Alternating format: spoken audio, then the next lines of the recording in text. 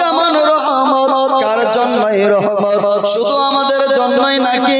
না না না, আমার দয়ার নবী রহমত শুধু পুরুষ মানুষের জন্য নাই, মহিলাদের জন্য রহমত। আমার দয়ার নবী রহমত শুধু পুরুষ মহিলা নয়, বাচ্চাদের জন্যই রহমত, বৃদ্ধদের জন্যই রহমত, বৃদ্ধাদের জন্যই রহমত, বাচ্চাদের জন্যই রহমত। আমার দয়ার নবী রহমত শুধু মুসলমানের জন্যই নয়, হিন্দুদের জন্যই রহমত, খ্রিস্টানের জন্যই রহমত, ঈসাইদের জন্যই রহমত, ইহুদির জন্যই রহমত, বৌদ্ধের জন্যই রহমত, শিখদের জন্যই রহমত, জৈনদের জন্যই রহমত। আমার রব্বুল আলামিন দয়ার নবীকে রহমত করে পাঠিয়েছেন, শুধু মানুষ নয়, পশু পক্ষীর জন্যই। আল্লাহ রব্বুল আলামিন আমার রাহমাতুল লিল আলামিন দয়ার নবীকে রহমত করে পাঠিয়েছে, শুধু পশু পাখি নয়, কীট পতঙ্গের জন্যই, পাহাড় পর্বতের জন্যই, নদী নালার জন্যই। আল্লাহ গোটা জগতের মধ্যে যত মাখলুক আছে সবার জন্যই আল্লাহ নবীকে রহমত করে পাঠালেন। আল্লাহ হচ্ছেন রব্বুল আলামিন, নবী হচ্ছেন রাহমাতুল লিল আলামিন। মুসলমান বুঝা গেল আল্লাহ যার যার রব, নবী তার তার রহমত। জোরে বলেন সুবহানাল্লাহ। আল্লাহ যার যার রব, নবী তার তার রহমত। ব্রাদার, আমরা মুসলমান, নবী কেমন রহমত বুঝতে হবে। আমার টপিক আজকে একটা থাকবে, ঈমান ও আমল। আমরা বাড়ি বাড়ি আমরা সবাই জানে আমল কি জিনিস, আমল বুঝি ভালো করে, কিন্তু ঈমান জিনিসটা আমরা বুঝি না। বেরাদার মিল্লাতে ইসলামিয়া, ঈমান কি আমল কি? আগে আমলের ব্যাপারটা বলি। আমল হচ্ছে, আজকে আপনারা ঈশার নামাজ পড়েছেন, এটা হচ্ছে আমল। মাগরিবের নামাজ পড়েছেন, এটা হচ্ছে আমল। এ মুসলমান, এখন গিয়ে কেউ তাহাজ্জুদ পড়বেন, এটা হবে আমল। কেউ ফজর পড়বেন, এটা হচ্ছে আমল। জুমা পড়তেছেন, এটা হচ্ছে আমল। ঈদের নামাজ পড়তেছেন, এটা হচ্ছে আমল। রমজান মাসে রোজা রাখবেন, এটা হবে আমল। রমজান মাসে তারাবি পড়বেন, এটা হবে আমল। কোরআনের পারা পারা পড়বেন, এটা হবে আমল। দান করবেন, এটা হবে আমল। খয়রাত করবেন, এটা হবে আমল। নামাজ পড়বেন, এটা হবে আমল। যাকাত দিবেন, এটা হবে আমল। হজ করবেন, এটা হবে আমল। আর আপনি যাকে কোনো মানুষকে ভালো কথার পরামর্শ, ও মুসলমান, ভালো কাজ, কোনো ইবাদতের কাজ করবেন, সমস্ত কিছু আমল। তবে ঈমান কোনটা গো মুসলমান? ঈমানের পরিচয় নিতে চান তো হাত উঁচু করে বলেন তো, কে কে শুনবেন না? সবাই শুনবেন, একটু জোরে বলেন সুবহানাল্লাহ। আমার পূর্বে মৌলানা জসিমউদ্দিন সাহেব কিছু বলেছে। মেয়েদের সভা খুব সুন্দর সভা, মা, তবে হওয়া উচিত ছিল এটা পুরুষ মানুষের সভা।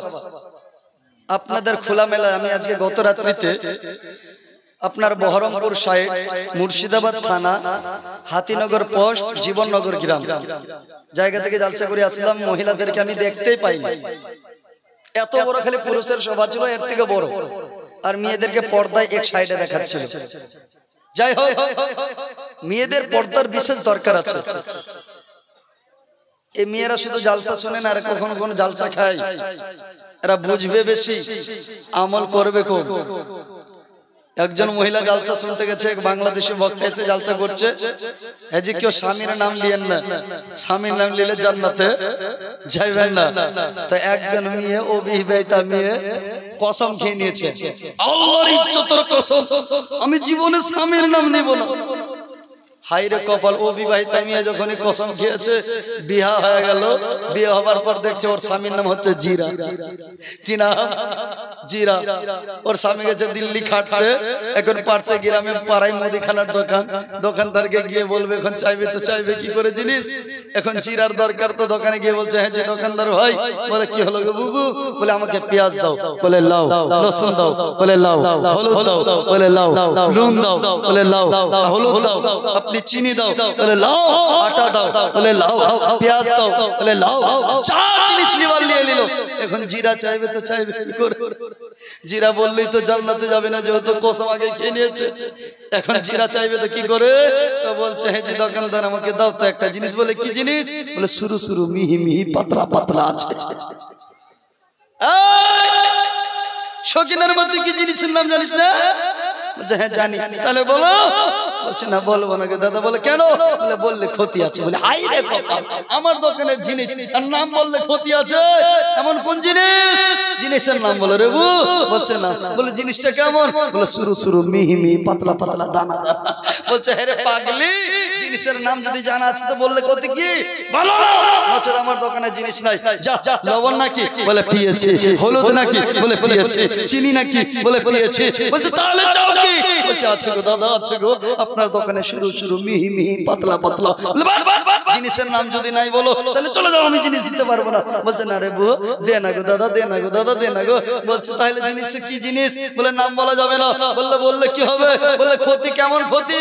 বলে জান্নাত পাবো না। হাই রে কপাল, আমার দোকানের মাল, যে মালের নাম বললে নাকি জান্নাত পাওয়া যাবে না। আমি তো সকাল সন্ধ্যা দিনে মনে হয় 10 বার বলি বুবুরে জিনিসটা কি? বলে দাও, বলে দাও, না হলে আমি তো জান্নাত মোটেই পাবো না।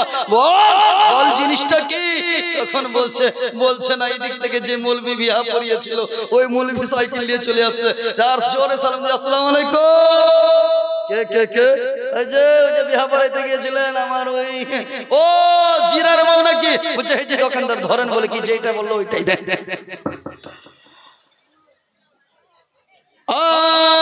মহিলা বলতে শুরু করে দিয়েছে,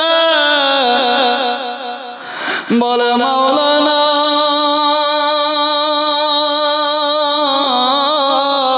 ও মাওলানা বলে দাও আমার স্বামীর নামটা কি একটু বলে দেন, আমার স্বামীর নামটা একটু বলে দেন, আমার স্বামীর জানাম তাই জিনিসের নাম বলে দুন। সঙ্গে সঙ্গে মাওলানা বলে একে চিরা দাও।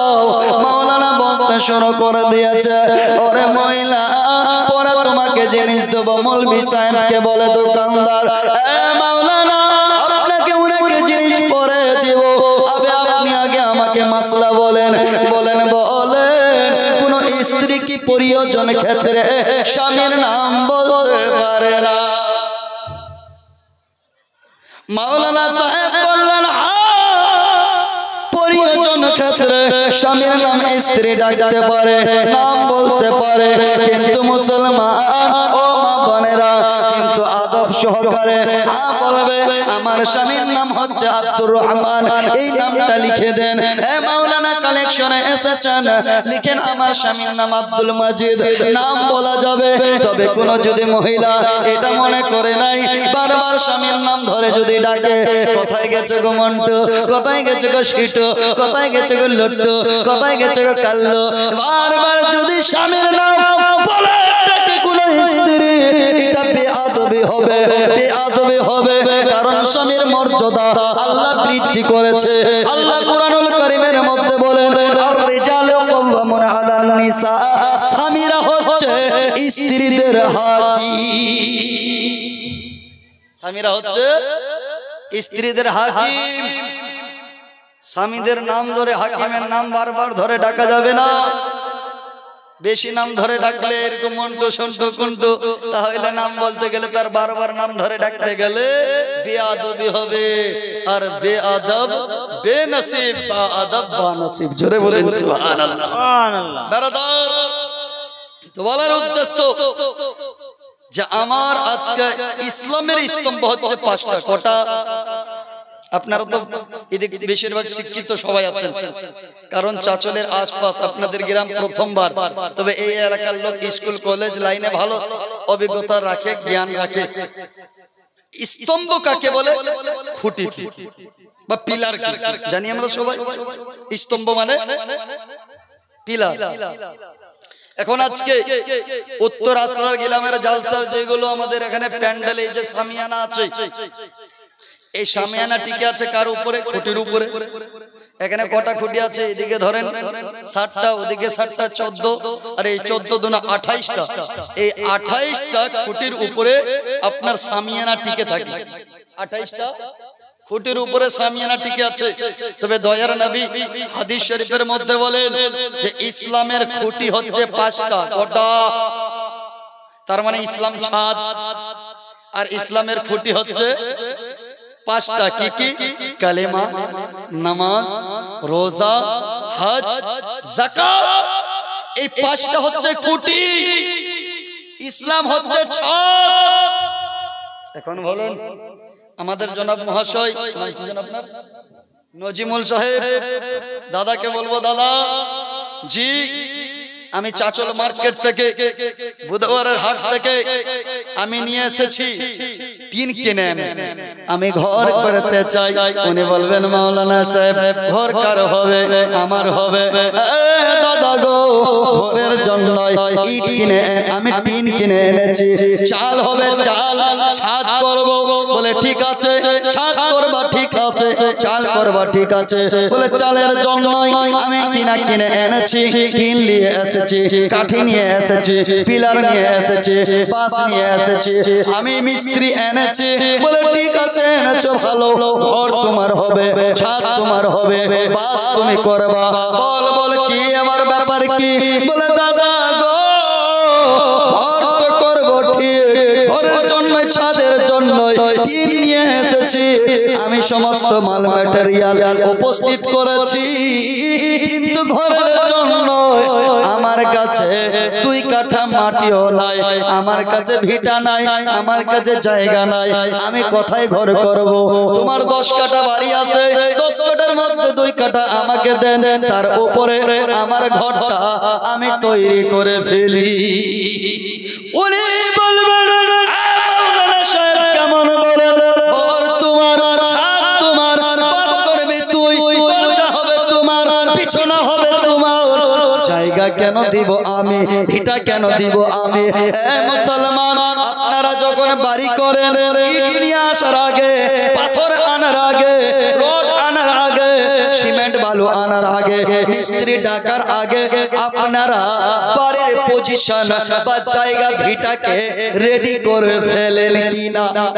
ফেলেন না?